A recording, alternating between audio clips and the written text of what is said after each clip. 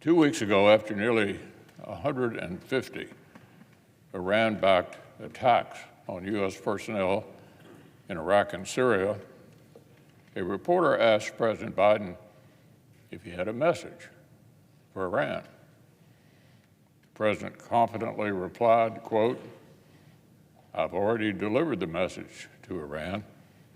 They know not to do anything." Well, the commander-in-chief had the temerity to suggest that the world's most active state sponsor of terrorism was effectively deterred. Well, repeated attacks since then, including a deadly attack in Jordan that killed 3 American soldiers and injured dozens more, suggest otherwise. Sergeant William Rivers, Specialist Kennedy Sanders, and Specialist Breonna Moffett now rest with generations of brave Americans before them who've given their lives in service to our country. I know my colleagues join me in grieving with the families and comrades they leave behind. For 3 years, the threat of Iran-backed terror against American personnel and interests in the Middle East has been growing. Iran is emboldened and believes it can use its proxies to attack America with impunity. And the Biden administration has hastened this erosion of deterrence.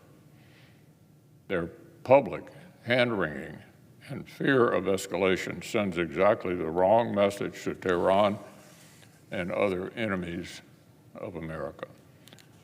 To paraphrase Henry Kissinger, when our primary objective becomes avoiding war or escalation, we're at the mercy of our most ruthless adversaries. The United States' objective is not to avoid escalation at all costs. If it was, the quickest way to achieve it would be to retreat and cede the whole Middle East to Iran. Instead, our objective is to compel Iran and its proxies to stop attacking American forces and our interests in the region, and to preserve American influence in a critical part of the world. But to achieve this objective, we have to convince our adversaries that we are prepared to escalate and to threaten the interests that they hold dear. If the Iranian regime thinks America is most afraid of escalation, it will use that fear because it believes it will drive us from the Middle East, just as we were driven from Afghanistan. It was reasonable to hope that the eruption of proxy violence against American forces in the wake of October 7th massacre in Israel would convince the Biden administration to start seriously exercising American strength.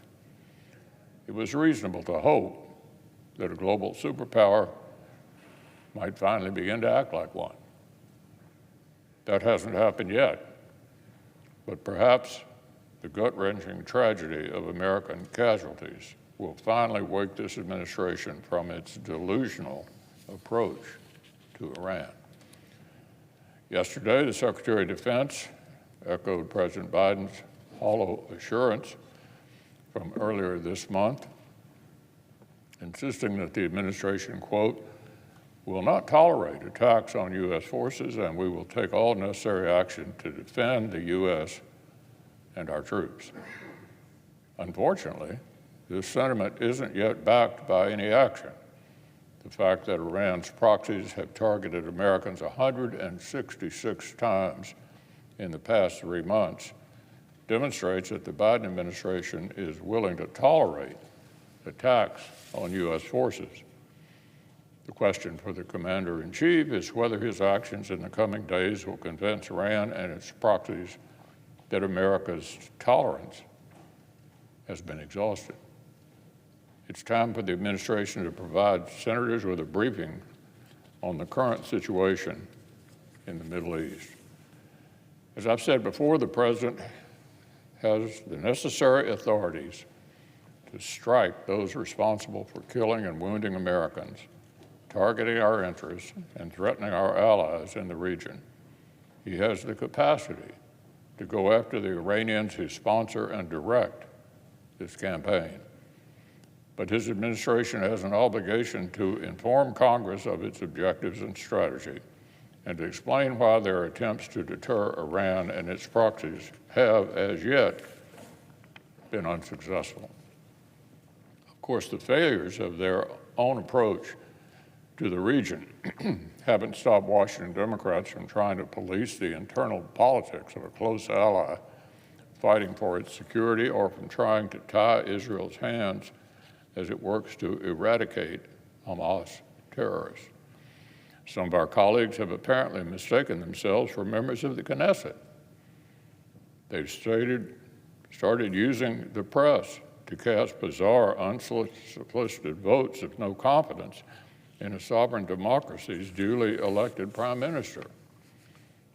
Talk about foreign political interference.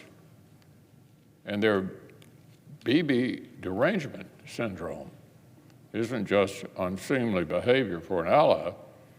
They want to compel Israel to pursue policies that even prominent leaders of the Israeli left have insisted they have no time for.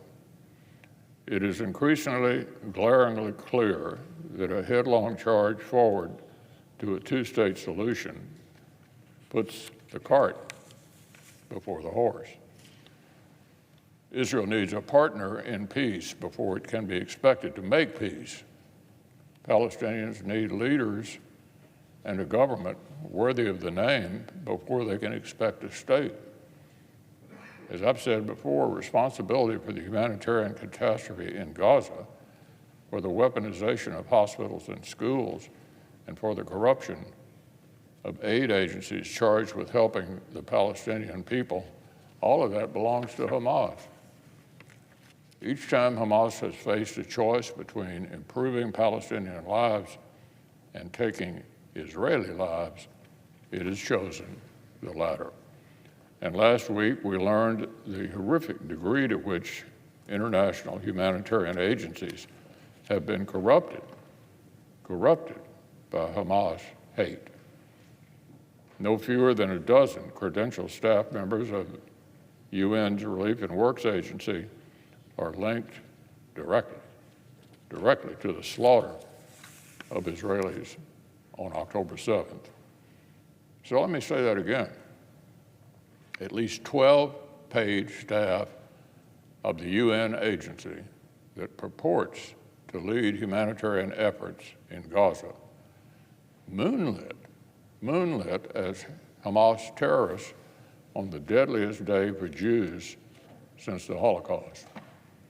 According to news reports, Israeli intelligence indicate that a full 10% of UNRWA staff have ties to the Iran-backed terrorist group that steals aid shipments to build terrorist tunnels.